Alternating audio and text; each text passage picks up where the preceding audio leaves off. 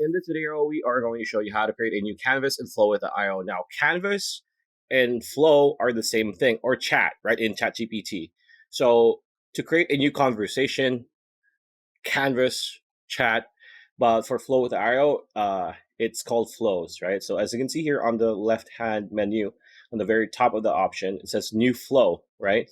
So this is going to be our flow history. These are practically our chats or our conversations or our canvases, right? All you need to do is click on new flow like so.